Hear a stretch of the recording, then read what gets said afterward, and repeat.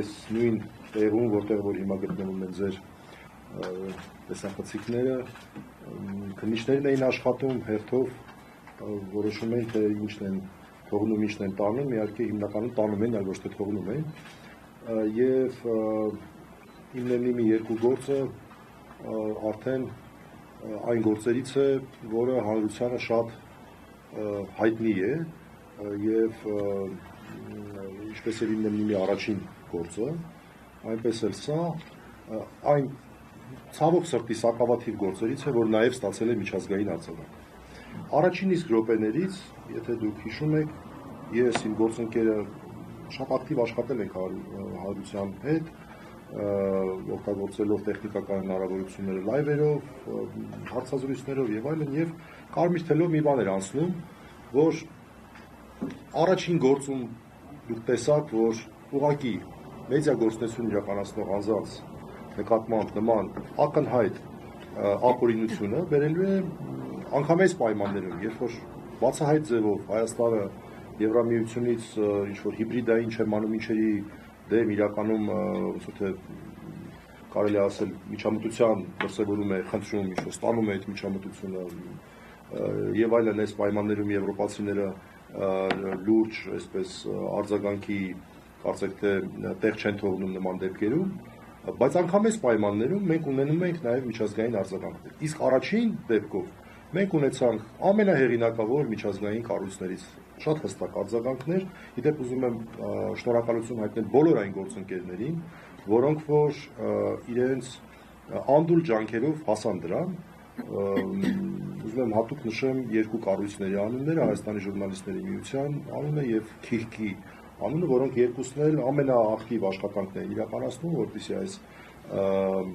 տեղեկատվությունը տեղ հասնի, մյուսներից ներողություն եմ խնդրում, բայց ես երկուսին ուզում եմ հատուկ ընդգծել, եւ անցյալ անգամ ամենահեղինակավոր կառույցներից մենք ստացանք արձագանքներ։ Դա Freedom House-ներ, Amnesty International-ներ,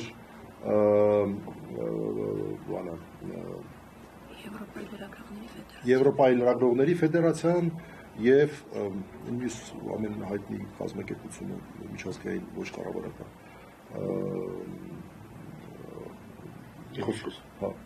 Ամենահեղինակավոր կառույցներից այնքան շատ են, որ նույնիսկ մոռանում ենք, որին հիշենք, որին թողնենք։ Եվ այս անգամ եւս մենք ունեցանք մի նոր կառույցից արձագանք, շատ կարևոր արձագանք, որը ի տարբերություն նախորդ անգամվա պաշտոնական կառույց է, այսինքն ինչքան էլ հեղինակավոր լինի, կարող է լինել պաշտոնական, ոչ պաշտոնական։ Եվրոպայի խորհրդի կառույց է, լրագրողների անվտանգության հարթակը, նոր երևույթ է, դրա համար մենք հատուկ այսօր անդրադարձ ենք անելու եւ իմ գործընկերը Աստղիկ Մատեոսյանը իմ խոսքի ավարտից հետո ավելի մանրամասն կներկայացնի, թե ինչ է իրենից ներկայացնում այս հարթակը եւ ինչ է իրենից ներկայացնում այս արձագանքը։ Նորից ասեմ, դա այն պայմաններում, երբ այսպես ասենք, ֆոնը ամենևին բարենպաստ չէ, բա որ բարենպաստ լիներ ինչ կլիներ։ Ես ուզում եմ կարճ անդրադառնալ, թե ինչ խախտումների մասին է խոսքը։ Ես եվրոպական կոնվենցիան էի մտքով այսպես անցնում հոդվածներով եւ նկատեցի, որ եվրոպական կոնվենցիայի երևի համարյա հոդվածների կեսի խախտում մենք այստեղ ունենք։ Սկսենք ամենասկզբից 5-րդ հոդված, որը վերաբերում է անձի ազատության իրավունքին։ Ակնհայտ է, որ ոչ մի հիմք չկար անձանց ազատությունը սահմանափակելու համար։ Մենք արդեն ունեցել ենք մեկ քրեական վարույթ, որով 2 ամիս կալանքից հետո տղաների նկատմամբ կիրառվեց այլընտրանքային խափանման միջոց, մասնավորապես վարչական հսկողություն, եւ տղաները ամբողջությամբ պահպանել են դրա բոլոր պայմանները։ Հիշում եք, դա նաեւ արժեցավ նրանց երկար ժամանակ եթեր դուրս չգալը, բայց նրանք որևէ խախտում թույլ չեն տվել։ Հետեւաբար, եթե արդեն մենք ունենք փորձ, որը այս խափանման միջոցը արդյունավետ է, ինչի պետք է ամենածայրահեղ խափանման միջոցը կիրառվեր։ Օրինակ, քաղաքի կենտրոնում մի քանի մարդ հարձակվում են ըստ հավանաբար քրեական վարույթի նյութերի, պետք է որ խուլիգանական նաև գործողություններ լինեն, ապարակ դեպքում խուլիգանության մեղադրանք չէր լինի, կոնկրետ Միրան Հակոբյանի դեպքն եմ օրինակ բերում, եւ դատարանը մերժում է այդպիսի խուլիգանություն, ենթադրյալ խուլիգանություն կատարած անձանց կալանքը կիրառում է շատ ավելի մեծ խափանման միջոցներ։ Այդ ո՞նց եղավ, որ այն դեպքում մերժվում է, այս դեպքում, երբ որ եթերի մասին է խոսքը, երբ որ մեծ շատ մեղմ եմ արտահայտվում։ մեծ կասկած կա առհասարակ եթերով խուլիգանություն լինում է թե չի լինում, մարդկանց նկատմամբ կիրառվում է ամենախիստ խափանման միջոցը այն էլ լրջագույն սահմանափակումներով, շփման սահմանափակումներով։ Եվ այսպես 5-րդ հոդված։ 6-րդ հոդվածից մի փոքր ընդամենը էպիզոդ հիշեցնեմ, երբ որ ես օրինակ հասա Նարեկեն ստանը իրականացվող խոզարկությանը, ինձ վերջ չթողեցին։ Ճիշտ է, սա ամենամեծ խախտումը չէ այս գործով, բայց այնուհանդերձ 6-րդ հոդվածի, այսինքն արդար դատականության իրավունքի, մասնավորապես պաշտպանի ներգրավման, պաշտպանի կողմից իր իրավաբանական գործառույթը իրականացնելու իրավունքի որոշակի խախտում։ 7-րդ հոդված։ 7-րդ հոդվածը հաճախ չի, որ մենք կայացնում ենք, բայց շատ կարևոր է։ Հին սկզբունք կա, չկա հանցանք առանց օրենքի։ Նուլում crimen sine lege իրավաբանները այս լատինական արտահայտությունն են։ Դա ձևակերպված է Եվրոպական կոնվենցիայի 7-րդ հոդվածում։ Դա մարդու ֆունդամենտալ իրավունքն է, որ եթե ինքը հանցանք չի կատարում, նրան հանցագործության համար նրա նկատմամբ վարույթ չիրականացնեն։ Էլ չեմ ասում իր ոչ հանցավոր արարքը չորակեն որպես հանցագործություն։ Մարդիկ իրականացնում են օրենքով թույլատրված, օրենքով չարգելված քաղաքական գործունեություն։ Բոլորս էլ գիտենք ինչ գործունեություն։ Իմ դեմնի մի ոդկասթը քայլ առ քայլ ժամանակի ընթացքում արդեն 3-րդ տարին է, չէ՞ որ թե սկսում շուտով։ 3-րդ տարին է։ Կամած առաջ գնաց եւ դրա արդյունքում մենք ունեցանք իրավիճակ, որ հանրությունը շատ լավ ճանաչում է մարդկանց գործունեությունը բոլորի աչքի առաջ։ Այդ օրինական գործունեության համար մարդկանց պատասխանատվության են կանչել։ Այն էլ այն դեպքում, հարգելի գործընկերներ, այն էլ այն դեպքում, երբ որ արդեն մենք ունենք ոչ թե պարզապես անմեղության կանխավարկածի երաշխիքը, այլ ունենք անգամ դատավճիռ, ճիշտ է, օրինական ուժի մեջ չմտած, որը նույն արարքը որակել է որպես ոչ հանցավոր արարք։ Այս պայմաններում մենք ակնհայտորեն տեսնում ենք նաև այս սկզբունքի ոտնահարումը։ Հաջորդ հոդվածը, 8-րդ հոդված, անձնական եւ ընտանեկան կյանքի անձեռնմխելիության իրավունք։ Ինչ իմաստ կար առավոտը ժամը 7-ին դիմակներով մտնել Նարեկենց եւ Վազգենենց տուն։ Երեխեքը այնտեղ պատրաստվում էին դպրոց գնալ եւ այլն, դրա մասին լուսին են ավելի շատ։ Սրա ինչ իմաստ կար։ Այդ իրավունքի նկատմամբ միջամտությունը որևէ բանով արդարացված էր թե ոչ։ Սա արդեն Եվրոպական կոնվենցիայի հաջորդ հոդվածն է։ 10-րդ հոդված, խոսքի ազատություն։ Հիմա տեսեք հերթով թվարկելով գնում են։ 10-րդ հոդված, այս ամեն ինչը ինչի համար էր արված, որպեսզի մարդկանց գործունեությունը դադարեցնեն։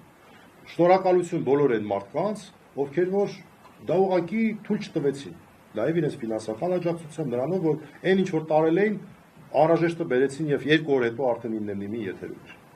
Այդ շտատիվները, այդ մնացածը եւ այլն։ Իդեպ վերադարձրել են մի մասը տեխնիկայի, շտատիվները վերադարձրել են, հա, ինչի է մարդկանց, մարդիկ ստուգեցին, տեսան։ Շտատիվները վերադարձրել են, ասեմ ձեզ, բայց ոչ ամբողջը չէ, ամենակարևորները չեն վերադարձրել, խոսքը վերաբերում է համակարգիչներին եւ այլն, այսինքն այն հատվածը, որ արդեն իսկ այսպես ասած փոխարինողները ձեռք են բերվել, դրանք վերադարձրել են։ Ինչ ասենք երևի թե լավ է, որ վերադարձվել են, բայց վատ է, որ տարվել էին առասարակ։ Հաջորդը նույն խոսքի ազատության հետ կապված։ Լրատվամիջոցի գործունեության խաթարման դրսևորում ենք մենք համարում նաև բացարձակ անհիմն երկու այլ լրագրողների՝ Դավիթ Ֆիդանյանի եւ Իշխան Խոսրովյանի ձերբակալումը։ Բացարձակ մեր համար այդպես էլ մնաց անհասկանալի, թե այս մարդկանց ինչի տարան, Իշխանը 6 ժամ մնաց անազատության մեջ, Դավիթը 2.5 50 ժամ, այսպես անազատության մեջ մնաց եւ կարծում ենք, որ դա նույնպես նպատակ էր հետապնդում դադարեցնել անտիֆեյքի գործունեությունը։ Եվ վերջապես 14-րդ հոդված, որը խտրականության արգելքն է։ Խտրականության այս ամեն ինչը կատարվում է խտրական ձևով։ Մենք չենք տեսել պրոիշխանական նման գործունեության մասով որևէ միջամտություն, քրեական հետապնդում, էլ չենք ասում մասկաներով ԱԱՑ-ի աշխատակիցները գնալ։ Ես չեմ հասկանում, մեր երկրում ԱԱՑ-ն շատ կարևոր գործառույթներ ունի, որ պետք է իրականացվի։ Դրա համար է մեր հասարակության գիտակից հատվածը հարգանքով վերաբերվում է կառույցին։ Բայց մենք տեսնում ենք, միտեղ գնում են պատարակի զերծման հարցով են զբաղվում, մյուս տեղի գալիս են շտատիվների տանելու կազմակերպման հարցով են զբաղվում։ Սա մեր համար անհասկանալի է։ Խաղաղության պայմանների նորմալ չէ՞։ Անգորսոր չմնա։ Դե չգիտեմ, գուցե նորմալ է։ Ես ես այսպես լավ միջազգային փորձին չեմ տիրապետում, բայց իմ կարծիքով ազգային անվտանգության ծառայությունը պետք է որ անվտանգային բնույթի մարտահրավերներով զբաղվի, որոնք որ կարծում եմ ներքուն շատ-շատ են։ Վերջում ընդհանրապես կուզենամ համեմատել իմնեմնիմի 1-ը եւ իմնեմնիմի 2-ը ցույց տալու համար, որ այս ընթացքում ցավոք սրտի մեր երկրում ռեպրեսիվ ապարատը շատ ավելի մեծ հնարավորություններ է ստացել ընդամենը 1 տարի 5 ամսվա ընթացքում։ Զուտ հայեմատության համար։ Իմնեմնիմի 1 գործով մարդկանց տները ժամը 7-ին չգնացին։ Բնակարանի անձեռնմխելիությունը, անձնական ընտանեկան կյանքի անձեռնմխելիությունը վրա նկատված միջամտություն չեղավ։ Նույնիսկ այստեղ գալուց ոչ թե խուզարկությամբ էին եկել, այլ դեպքի վայրի զննությամբ էին եկել։ Մասկաներ եւ այլն նման բաներ չկար։ Երկրորդը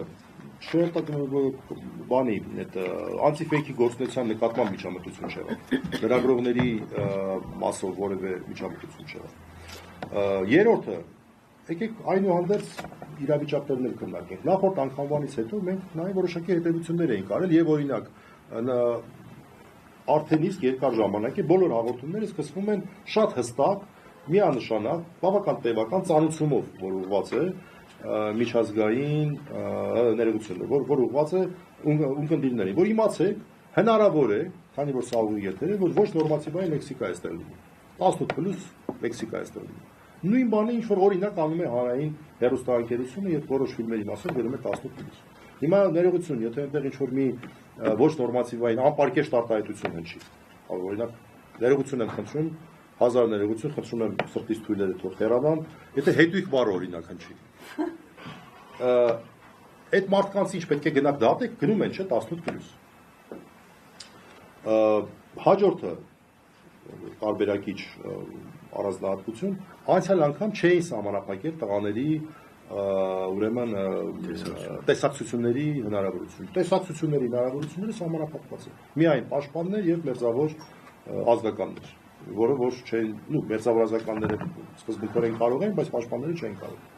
Որևէ մեկ ազգային ժողովի պատգամավորները, բազմաթիվ պատգամավորներ են հետաքրքրվում, որ ցանկություն ունեն այցելել, անցյալ անգամ այցելում են։ Բացառապես այն պատճառով է սահմանափակված, որ մարդիկ կտրվեն, չկարողանան իրենց այսպես շփումներ ունենալ, օրինակ ազգային ժողովի պատգամավորների հետ։ Եվ նաև շնորհակալություն եմ հայտնում բոլոր այդ պատգամավորներին, երկու ընդդիմադիր ֆրակցիաներից, որոնք որ անընդհատ հետաքրքրվում են, անընդհատ ասում են ինչ որ բան չփոխվեց, էլի չենք կարող գնալ, էլի չենք կարող գնալ, ցավոք սրտի դեռ գնալ չենք կարող։ Ամենավերջում ասեմ, որ մենք ստացանք հետաքրքիր արձագանք Եվրոպայի խորհրդից։ Սա էլ է տարբերություն։ Անցյալ անգամ երբ որ դիմումներ եղան նույն Եվրոպայի խորհրդին, որևէ պատասխան չստացանք։ Այս անգամ մենք ստացանք պատասխան։ Նամակ ուղարկեց Եվրոպայի միության պատվիրակության ղեկավարը,